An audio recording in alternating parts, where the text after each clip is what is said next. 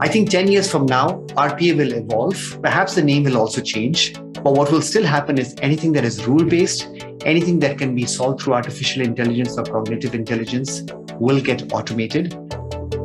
Welcome to the GBS Masterminds podcast, the one and only platform for global business service leaders to share their experiences of building world-class shared service organizations. My name is Shashi Narahari, founder and CEO of 𝗕𝗣𝗢𝗍, and I'll be your host.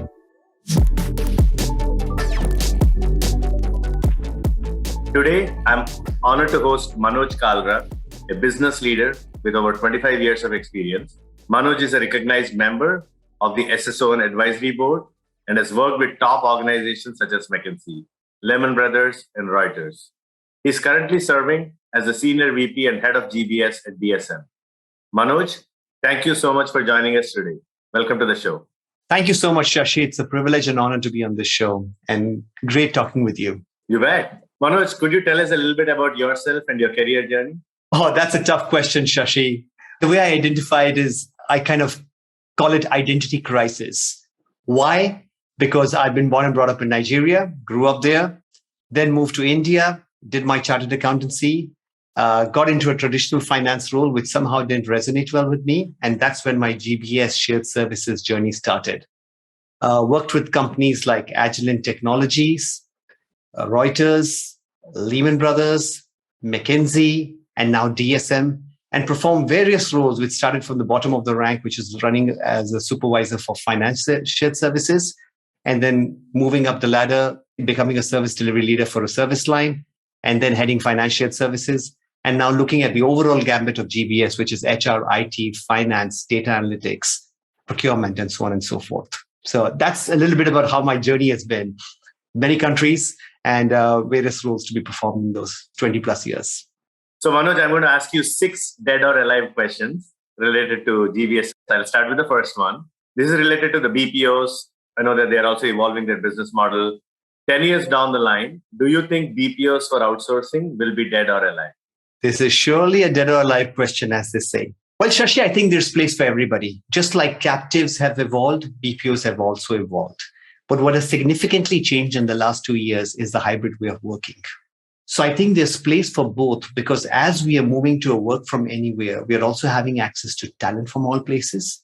What BPOs bring is location advantages where you may not have scale, but they have scale. And at the same time, they also bring unique skill sets, which take time to build in-house. So I think as we move forward, fast forward 10 years, the value proposition will change, but there will be need for both to coexist and to build and serve the larger purpose of a GBS organization.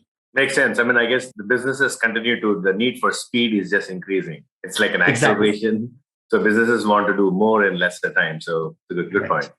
Correct. All right, we'll go to the second dead or alive question. This is related to the physical service centers itself. In 10 years, will large centralized service centers be dead or alive, especially given the COVID effect of all this work from anywhere and a lot of things happening in the last 2 years?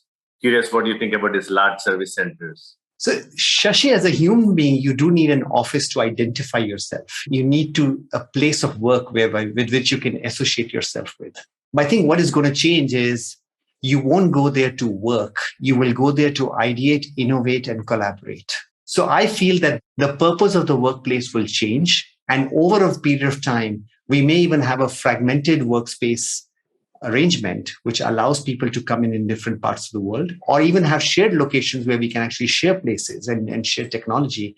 But at the end, throughout the life cycle of an employee, there will be times when you need to come together and collaborate. There will be times when you can go and work virtually. So I think workplace will exist, but just like the BPOs, this will also evolve and the purpose will completely shift.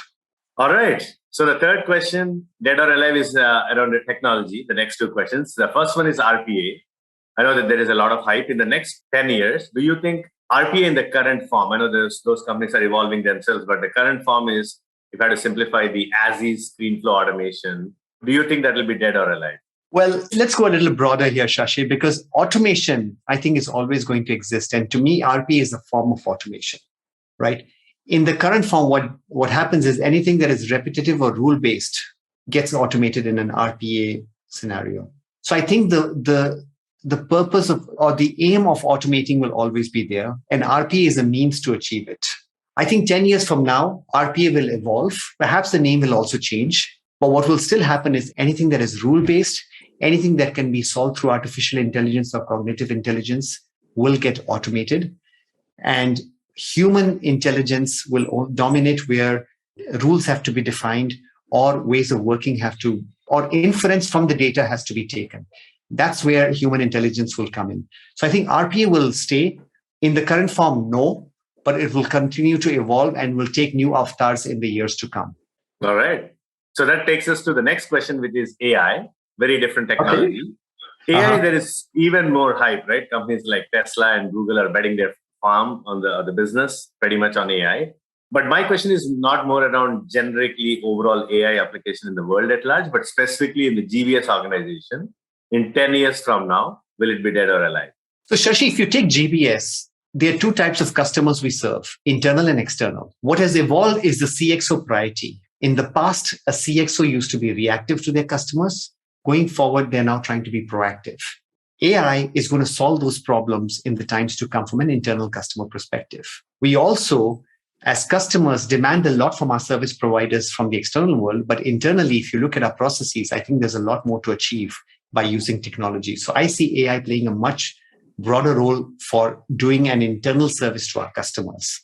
On the external part, you've already referred to the Googles of the world and etc. that AI is going to determine how we actually serve our customers externally. But in order to enable the technology and the talent, I think they also has to spread it internally so people start using that in the day-to-day world and are able to enable it. So I think this is a no-brainer. It's only going to expand and it's only going to become part of the DNA and we've stopped talking about it as an exception, but make it the norm. Interesting. Good perspective. All right. The fifth one is India as a service center location. In 10 years, and we see this in our own companies, given the consistent wage increases and the continuous inflation rates, which has always been high, do you think India is a top choice for service centers, be dead or alive? Shashi, India is, I think, one of the only suppliers that can supply talent at the scale at which some companies would like to operate. You're right, salaries are going up, but also the demand for talent is going up. And what's happening is with more demand comes a steeper pyramid. And the bottom of the pyramid, which is the entry-level talent, is what really helps us in balancing our cost. Where we are seeing a higher cost is in leadership talent or in new skills, which were earlier not part of a GBS world. For example, data analytics, technology, or AI, or these kind of skill sets, which are more in demand. The more you can manage your bottom of the pyramid, the more you're able to keep your cost in control. So your dead or alive answer to this question is India will continue to thrive in the talent market, given the number of engineering and education institutes and the English-speaking capabilities. Number two, salaries will increase, but base level salaries help us in managing it. Three, as a business leader, you need to manage your pyramid optimally. And if you can do that, you keep your cost in check. All right, the sixth dead or alive question. This is the fate of the GBS itself. Here is, the big question. In 10 years, will GBS itself be dead or alive? So let me take an extra minute to answer this question. Now, if I reverse back in time 10 years back, GBS was a shared service center managing only transactions at least 6 levels below the CEO. Today, GBS has evolved to become a strategic asset of any organization, has a CEO -1 or -2 reporting relationship, and has actually found its way very close to the board. So GBS, I think, will continue to evolve and become an engine that provides the support to an organization. While, of course, you have strategic inputs from the respective CXOs, but GBS provides your engine to run the organization and will continuously to thrive at a much higher level. We've seen that over the past 10 years, and I think in the 10 years to come with technology, it's even going to evolve further. So to answer your question, I think GBS has earned its position in the last 10 to 15 years towards the board, and it's going to actually solidify its position there and enable organizations to do a lot more in lesser time and with lesser cost. That's very interesting. That's a very simple and powerful perspective. 6 levels below to 1 or 2 levels below in a decade clearly means that it's becoming more and more strategic. Thanks for that. Correct. So, Manoj, so you actually kept all 6 alive, which is good. The most unique thing about this podcast is many of the GBS leaders are killing at least 3, if not more. But that's the unique thing about this podcast is we are trying to get like different perspectives.